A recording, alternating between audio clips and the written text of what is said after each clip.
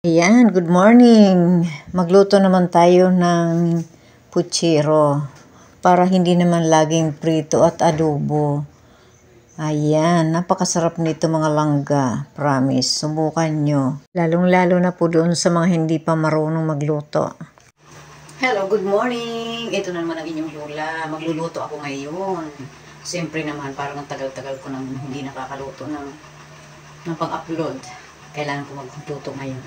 Para naman may pang-upload at may pang-upload kami. Ayan, luto muna ang inyong lola mga langga. Dito ay may kawali na ako mainit, maglagay na ako ng mantika. At magsisimula na tayo magluto. Puchirong pacham. Hindi na ako nag-expect, basta masarap. Okay na natin yung ating pork. Sarap talaga dito yung liempo, yung hindi masyadong mabuto na liempo. Kasi nga naghahalo ang taba at saka laman. Juicy dyan, diba? Juicy siyang kagat-kagatin. Sarap, diba? Ipiprito muna natin ito ng medyo light lang. Mag light brown lang ito siya. Babalik-balik ta rin natin paminsan-minsan. Para naman even yung kanyang pagkakaprito. Ayan, pag ganito na, pwede na natin itabi para igisa naman natin ng ating mga sangkap. Unahin natin yung bawang, halu-haluin lang natin. At isusunod naman natin yung ating sibuyas. Dito naglagay ako ng kamatis. Pwede namang hindi. Tapos maglalagay din naman tayo ng tomato sauce. Pero ako, type ko, gusto ko maglagay ng kamatis. Walang kukontra. Pero optional yan. Gusto ko lang. Pag ganito na, pwede na natin takpan para mas madali maluto yung kamatis. Lumambot agad. Ayan. Ganito na, malambot na. Halu-haluin lang natin. At lalagyan natin ng tubig para pakuluin natin ng palambutin natin yung ating karne. Luto natin siya ng mga, lagyan lang natin ng asin, 30 to 45 minutes para malambot na malambot talaga. At pagkatapos ay tatakpan natin at tayo naman ay magpiprito ng ating panghalo na patatas at saka carrots. Iprito muna natin ng konti. Ayan, after 45 minutes, ayan, maglagay lang ako ng cube. Na-reduce na rin yung kanyang tubig.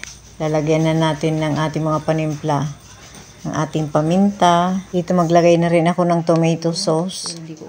Tapos halu-haluin lang natin.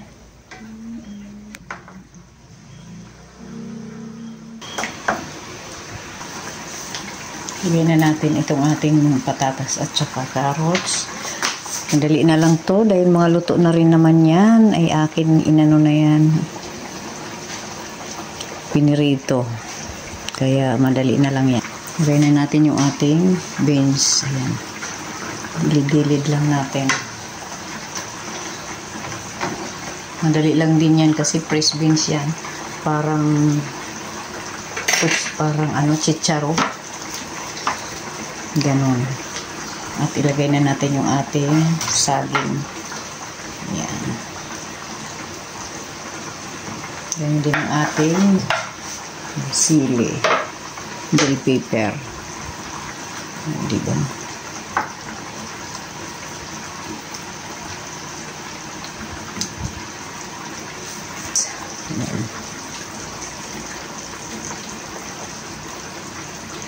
Gusto ko nga may garaban sauce pa eh.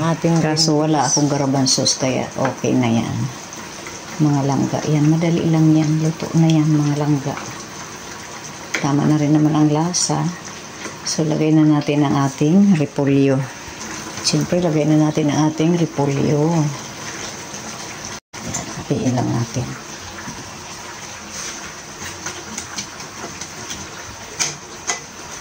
Solve na yan mga langga.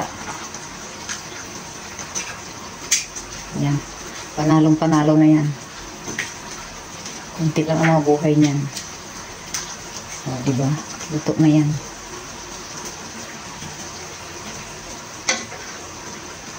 lubog-lubog natin para naman makatikim siya ng sauce. O, diba? Okay na yan. Pwede tayo magdagdag dito ng mainit na tubig kung kulang sa sabaw. Siyempre mainit na tubig na para hindi na tayo magpapakulo ng matagal dahil luto na itong ating mga sangkap. Tikman natin. Siyempre, tikman natin. Pa kayo dito maglagay ng ibang mga gulay na gusto nyo ilagay. Pwede po.